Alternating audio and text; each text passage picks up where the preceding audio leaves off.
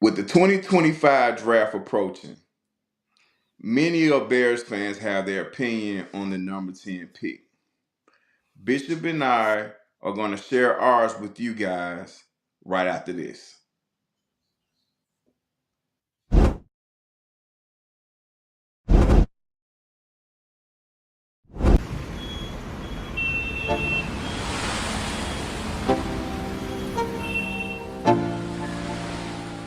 Let's go. Yo.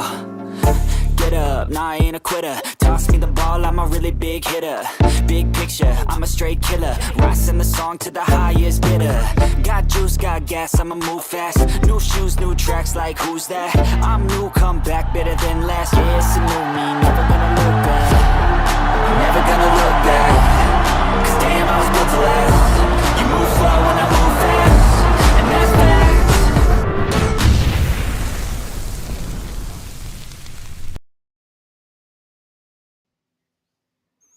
Welcome, welcome. Tonight we are going to be talking about the upcoming draft for the Chicago Bears. It is 2025, and we are going to talk about a very enticing and different subject.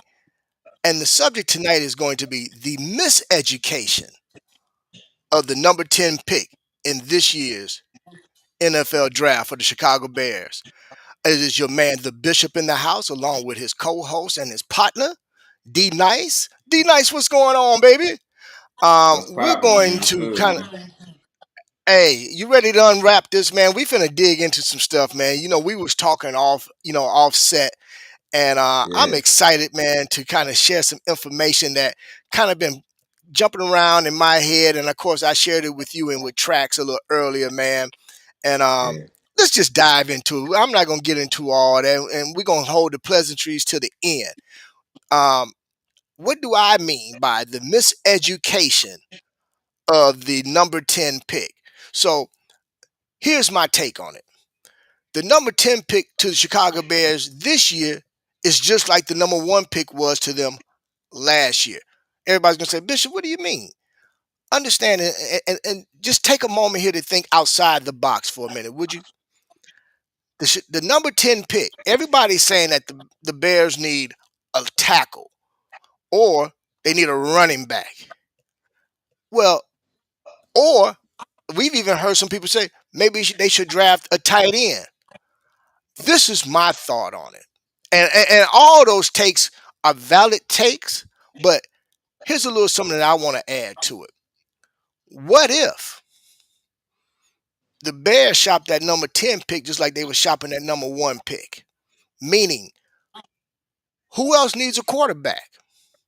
Who else needs a left tackle? Who else needs a tight end? Who knows?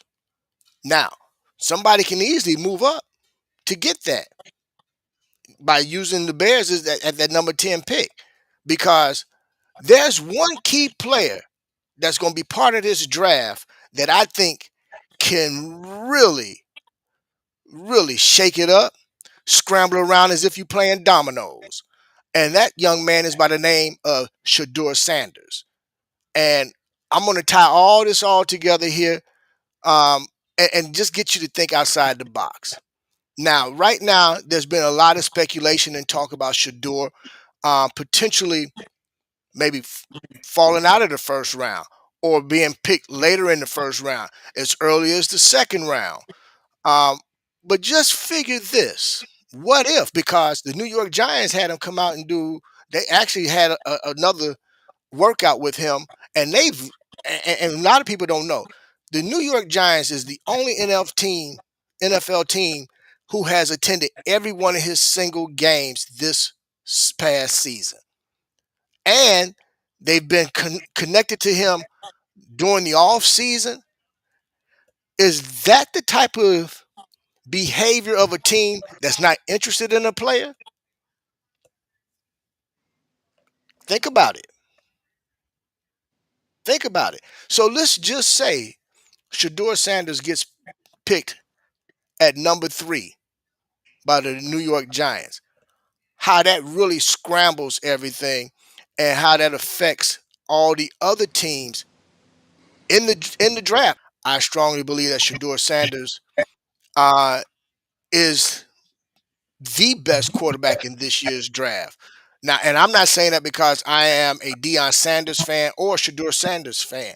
I'm saying that just based solely on the numbers and the level of production. And nobody, and this is how you know a lot of people don't watch film. D Nice. If you break down his film, he played behind an offensive line that was almost invisible. First and foremost. But more importantly, he played behind the most vanilla offense in terms of trips, play action, motion, all of these different components that are typically a part of your pre snap. He didn't Mhm. have any of that. Yet he was able to still complete 74% of his passes, which means that offense went as far as he took them.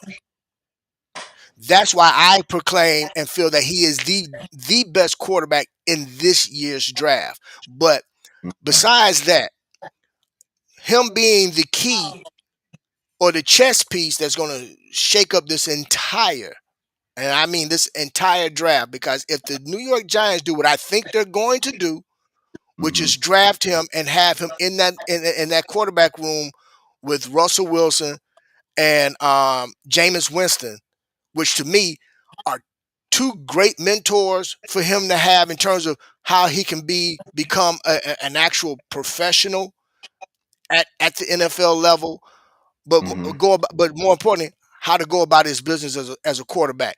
And everybody can have their reservations about Jameis Winston. I'm not talking about Jameis Winston in terms of his completions and interceptions. I'm talking about the two men in that room with that young man to help groom him and get him prepared to be that NFL quarterback that is eventually going to be the face of the New York Giants. So I think that chess piece alone is going to shake everything up. What's your thoughts?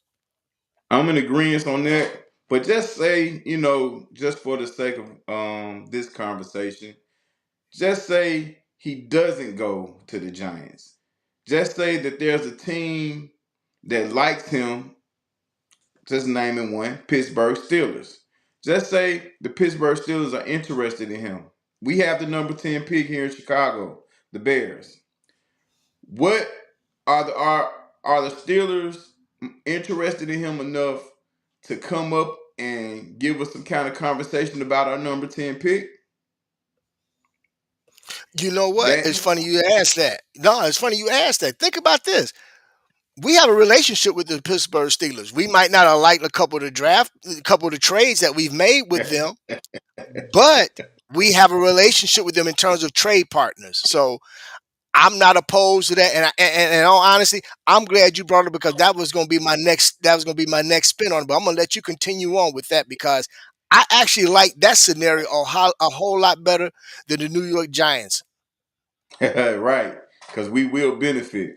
Now, but bringing up bringing up Shador, he's like you say, is an interesting piece to this draft because of the scenario I just put out there. But just say if everything stand pat and people go where they go, and we stand at the number 10 pick, and we're looking at, just say, like, positions of, I don't want to say just positions that we feel like we can improve in: left tackle, running back, defensive tackle, defensive end, safety, just, because we do have some questions there. What do we do? We hear all these opinions about how everyone else feels about what the Bears should do. How do you feel about that? What's the move that you what okay, I'm sorry. Let me ask a better question. What move do you not want them to make? Me personally, I think with the coaches that we currently have in the building, I don't see us taking a tackle at number 10 because I really think that the Bears are invested in Braxton Jones. And I think because of that, they're not going to spend that number 10 pick on a tackle. They want to see if they can help with the coaches that they have, if they can't help him solidify his base um, to get him to get his base in order to where this way now he can really be a viable piece on that offensive line. And I say that because they also have a nice young man behind him that's itching at an opportunity to start as well. So I think right now the Bears are comfortable with seeing what they have in the building first before they spend a number 10 pick on a left tackle. Now, again, I'm just a podcaster and I could be wrong. But that's my take on it. But if you ask me a question about what move I don't want them to make, I don't want to see them take a tackle at number 10. And I know I'm gonna catch a lot of heat for that, but that's Yeah, my take. What about you you? might, you might, but understandably so. I get it. Some things to look at as we talk about the left tackle position. Okay, you mentioned Amagaji and Braxton Jones. Now, Braxton Jones is on it. This is a contract year for him, and just say he comes out and he balls out. Are we still gonna pay him for one great year of production? Are we gonna give him Yeah. left tackle money? You think we should if it goes like that? I don't think he's going to get left tackle money, but I think that they will give him they will reward him handsomely for the production that he has. Because one thing for sure, outside of last season, he's also been very durable and consistent. So you know his availability outside of last season, his availability has been his biggest attribute. So does he warrant top level left tackle money? Probably not. But considering the fact that he was a fifth round pick Hmm. and he's still here and still considered the starting left tackle, got to Hmm. be rewarded some kind of way, man. I mean, come on, you got to give him something, man. You got to give him more than a bag of Skittles. Yeah, but the unfortunate part of it, he has some guys as we talking about his representation that is paid to work in his favor. So they're going to be demanding that he gets run of, you know what I'm saying, that left tackle money. Starting if he has, just say he makes a Pro Bowl, they're going to expect him to be paid like a top 10 tackle in the NFL. Do we after one great year, do we spend that change on him or do we look towards the future? That's why I brought up even drafting a guy like Kelvin Banks, who should be there at 10. Because okay, if we let Banks sit and we have a guy that's coming into a contract year that we're not bringing back, at least we'll have Banks to fill in right behind him.